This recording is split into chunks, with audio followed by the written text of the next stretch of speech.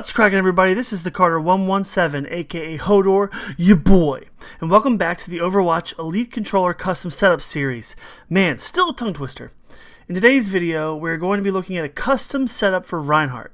If you're looking for a different hero's custom setup, click on their picture below. Also, if you like the video, be sure to leave a like and hit subscribe. If you have any suggestions or ideas to make this custom setup better, let me know in the comments below. Now let's get to it. Reinhardt, your lovable badass tank hero that can be a clutch hero for any team setup. This big ass German terror ranks up there with the likes of Arnold Schwarzenegger.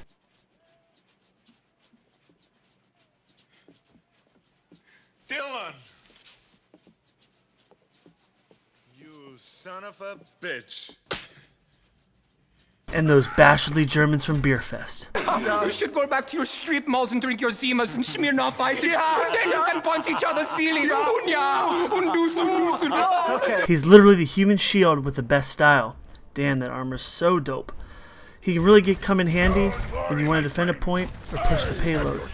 Let's take a look at this giant's abilities. His weapon is the rocket hammer. To use it, you gotta pull the right trigger and sometimes spam it when you're being circle strafed by, May or any of those other little bastards.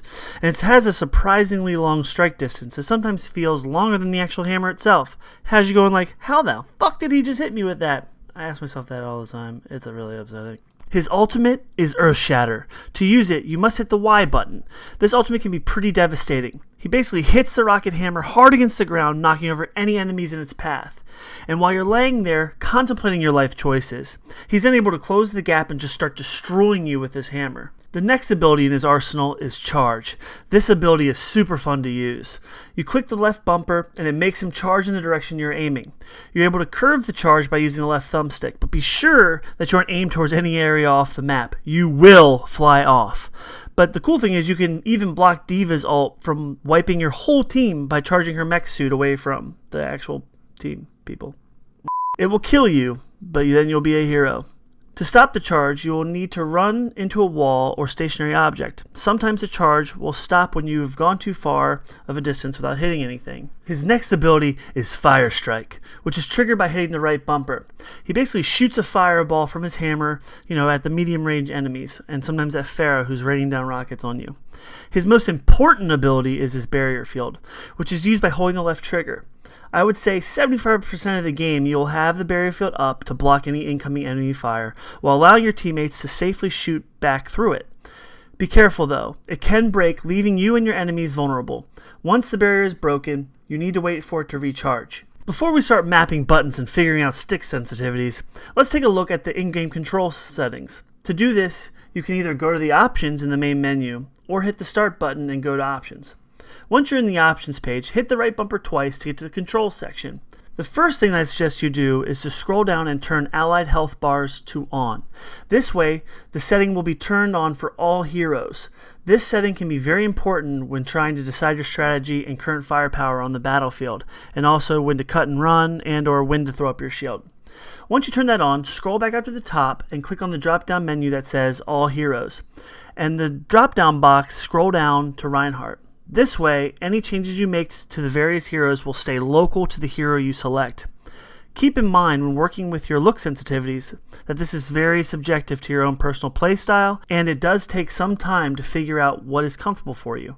I definitely suggest that you adjust these settings, play a few matches, and then adjust them more. Keep doing that until you find your best settings. These suggestions are what works for me, but can provide you with a good baseline to start with. The Elite Controller comes with 3 pairs of thumbsticks, all at varying heights, short, medium, and tall. For the left stick, I always use the shortest stick, so I can use small movements to react quickly while strafing back and forth. For the right stick, I go back and forth between the short stick and the tallest stick. While using the short stick, you'll want to turn down the sensitivities, and while using the tallest stick, you'll want to turn the sensitivities up. With the tallest stick, in theory, it helps when using a hero that needs more accuracy, like Hanzo, Genji, and Widowmaker. It takes smaller movements to get better precision aim. Test it out for yourself and see what you are more comfortable with. Now that you've selected Reinhardt from the drop-down menu, the first setting you should enable is Toggle Barrier. Now set this setting to on, which basically it makes it so that way you don't need to hold down the left trigger to keep your shield up. For Reinhardt, I set the horizontal and vertical sensitivities to 40. The reason that I use these sensitivities for Reinhardt is because he isn't a hero that needs to have accuracy, but he does need to turn quickly, especially when a Genji or that bitch Tracer flanks you from behind. While his barrier shield is activated, his sensitivity is also lowered as well. Now, in preparation for the button mapping and due to limitations when assigning the triggers, I found that it is better to switch the triggers in-game for his primary and secondary fire. Basically, after changing this, the right trigger activates the shield and the left trigger swings his hammer. It's going to be really confusing later, but I'll explain it. Don't you worry. Now let's take a look at the custom button mapping. Now that we have the in-game settings where we want them, the next important step is to remap some of your buttons. And this is by far my favorite part of creating these guides and coming up with controller configurations. The main goal when mapping your buttons should be to maintain control of your character while in battle. You want to make sure that you can use your character's abilities without taking your thumbs off of the sticks as much as possible. For his rocket hammer, which is now left trigger, I actually assigned it back to the right trigger. I know you might be like, what the fuck, Hodor? But for some reason, the Xbox Accessories app would not let me save the configuration when assigning the buttons the original way I wanted to. It has something to do with being able to save the right trigger where it is or whatever. I have no fucking clue. Anyways, I assigned the shield barrier, which is the left trigger, to the left bumper. Since I put the shield into toggle mode, I don't need to hold the bumper to maintain my shield. Instead, I just click it to activate or deactivate it. You can only use the hammer when not using the shield, which is why I put it on the same side of the controller. It doesn't really matter, you know what I mean? Now, for most of my setups, I like to assign the most usability to the left trigger. For me, that is the charge ability. To do this, I assign the left bumper to the left trigger. This makes it so I can charge at an enemy without needing to change my hand position on my controller. I have big hands. I'm a big dude. So, you know, it's kind of one of those things where it helps with the reaction of hitting the trigger whenever you need to. For his fire strike ability, I assign the right bumper to both of the lower paddles. This makes it so I can click either side to throw my fire strike. I think that sometimes having multiple locations for some of the abilities can help make it easier to hit in the heat of battle. For his Earth Shatter ultimate, I assign the Y button to the upper left paddle. I do not usually like to have the ultimate button on the paddles in fear of my big ass hands discharging it on accident, but for this ability, you still need to maintain your aim, so you actually knock down the enemies you're trying to hit. Missing the Earth Shatter can really ruin your day. And now, if you've seen any of my other configuration videos, which I do appreciate, make sure you keep checking me out and subscribe to my channel. You will notice that I have all of my left thumbstick settings set to aggressive and then modified to the 9th tick mark. I also turn on radial calculation. It is my understanding that radial calculation helps with the accuracy of the thumbstick's diagonal movement, but it's still kind of unclear. Some videos are like weird and some background knowledge and user guides from Microsoft kind of blow. But the reason I do this, especially in FPS games, is to make my strafing left and right less predictable and more responsive. Evading enemy fire is by far one of the most important aspects of any FPS game. Now for the right stick, I try to find the best setup based on the hero and their individual shooting styles. While trying to find the perfect setting, I keep a few things in mind. The type of weapon being used, if it's a hit scan weapon or if there's a projectile travel time, the spray pattern, and whether the hero is used for close quarter combat or if they stay back and snipe from a distance. Now for Reinhardt, I set the right stick to smooth and then further modify it to the first tick mark. Radial calculation is turned on as well. Now let's answer the questions I stated previously, so that way you understand why I set the right stick the way I did. His primary weapon is the rocket hammer, which is a hit scan weapon used for close quarter combat.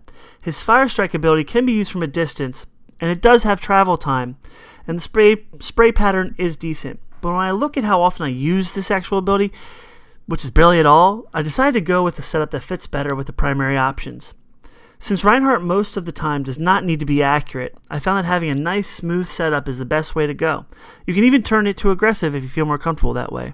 His hit range is pretty big, so most of the time, as long as they're in front of you, they're close enough, you will get hit markers. Now for all FPS games, you want to make sure that you turn the trigger locks on by flicking the trigger lock slider down beside both the triggers on the back of the controller. This way, you only need to pull the trigger halfway for a full trigger pull. It may not seem like a big deal, but all those split-second reactions where you are either firing your weapon or aiming down sights add up. This allows you to be quicker while in combat, and now that you have both of the triggers locked, set both of the triggers to 0 and 1. This creates a hair trigger effect, increasing your trigger sensitivities. Now for vibration, turn it off, or at least down to a minuscule level for all in any FPS game. It may feel uncomfortable at first, but it can really pay off in the long run. Vibration is cool and can help intensify the game you're playing and make you feel like, you're more, in the game or whatever. But when you need to have a dead-on accurate shot, it can be the difference between missing and having that crit shot. For Overwatch, I turn the left and right trigger vibrations completely off, and then I set the left and right main vibrators to either 5 or 10. This way, when I'm in the heat of battle, I can tell when I'm getting shot at. Sometimes the visual cues, when in the heat of battle and everything's going around and Genji's doming you to the face and you had Widowmaker fucking with you, it's really hard to see those visual cues to know whether you're taking damage or not. Alright guys, thanks for joining me today. I have a good time making these videos, even though they're the most time consuming out of all the videos I make. So please remember to leave a like and subscribe to my channel for future videos. If you have any suggestions to make this setup more efficient, like I said before, or if there's a game that you want a custom setup for, let me know in the comments below. I'm more than willing to help out and answer any questions you guys have. I'll see you the next time. I'm out.